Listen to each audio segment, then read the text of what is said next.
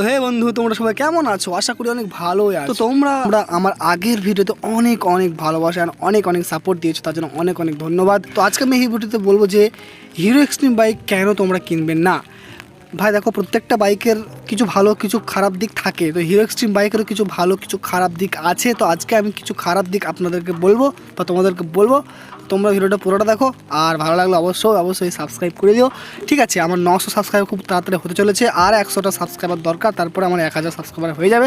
তো প্লিজ সাবস্ক্রাইবটা করে দিও। ঠিক আছে, তো চলো শুরু করা যাক। তো দেখো, হিরো এক্সট্রিম বাইক বর্তমান বাজারে খুবই ডিমান্ডে রয়েছে। এই বাইকটা বলতে গেলে অসাধারণ একটা বাইক। এরকম ফিচার্স, এরকম লুকস আজ পর্যন্ত 125 সিসি বাইকের মধ্যে কোনো বাইক কোম্পানি দেয়নি, যেটা হিরো এক্সট্রিম একমাত্র এসেছে। তো এই বাইকটার মধ্যেও কিছু ফল্ট, কিছু খারাপ দিক আমি পার্সোনালি মনে করি, যেটা ভালো না অ্যাকচুয়ালি।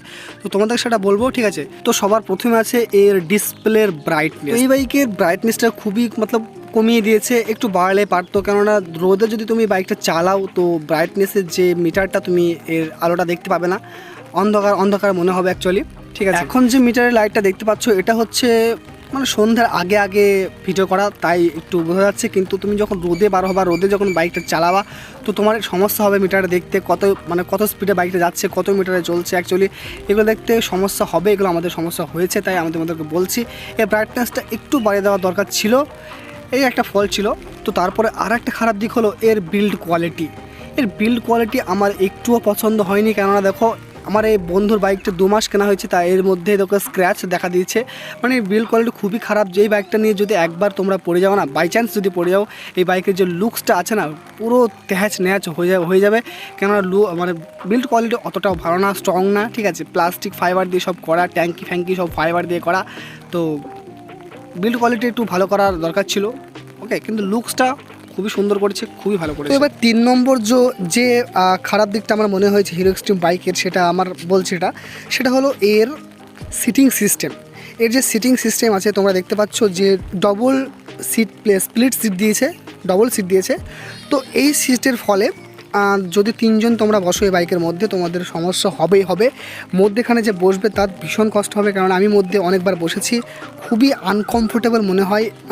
এত আনকমফোর্টেবল কোনো দিনও মনে হয়। তুমি যদি লংয়ে কোথাও যাও, 20-25 কিলোমিটার দূরে কোথাও যাও, আর যদি মধ্যেখানে বসে থাকো না, তো তোমার পিছন পুরো জ্বলে যাওয়া ভাই, এটা কিন্তু বাস্তব। তো এই স্প্লিট সিট দিয়ে ভাই কমফোর্টেবলটা অনেকটাই কমে যায় এই বাইকে।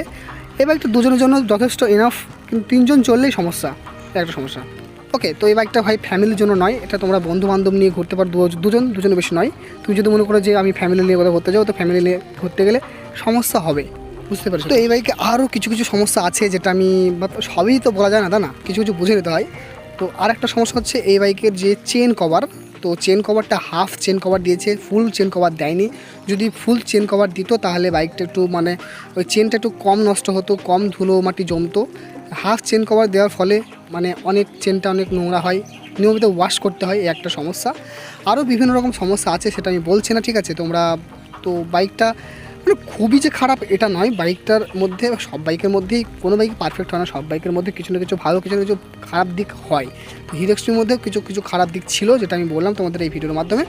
ওকে, তো ভাই আর ভালো দিক অনেক আছে, তো ভালো দিকটা নিয়েই চলতে হয় অ্যাকচুয়ালি। তোমরা যারা বাইকটা কিনবে, অবশ্যই বাইকটা ভালো।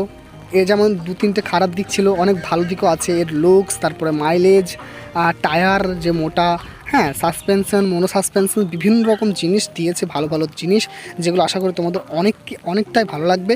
তো দেখো ভাই, কোনো জিনিসই পারফেক্ট হয় না, সত্যি কোনো জিনিস পারফেক্ট হয় না। তুমি যদি বাইকটা নিতে চাও, তোমার তখন খারাপ দিকগুলো আর মনে থাকবে না, ভালো দিক নিয়ে তুমি পড়ে থাকবে। ঠিক আছে, হ্যাঁ, আর একটা সমস্যা আছে এই বাইকে যে গিয়ার সিস্টেমটা একটু প্রবলেম, গিয়ার মারার সময় একটু প্রবলেম হয়, আমার বন্ধু অনেকবার দেখেছি স্টার্টটা অফ করে ফেলে।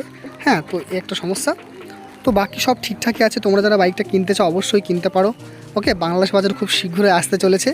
হ্যাঁ, তো বাংলাদেশ বন্ধুরা, তোমরা কমেন্টে অবশ্যই জানাবে বাইকটা তোমাদের কেমন লেগেছে, আর চ্যানেলটা সাবস্ক্রাইবার অবশ্যই করবে, কেননা ভাই আমার আর 1000 সাবস্ক্রাইবার, 100টা সাবস্ক্রাইবার দরকার। তো তোমরা জলদি কমপ্লিট করে দাও ভাই।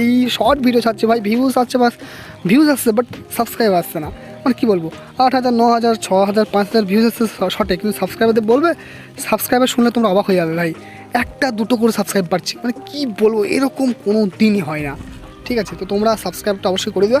ওকে, তো চলো আজকের মতো এটুকুই, বাই, টাটা।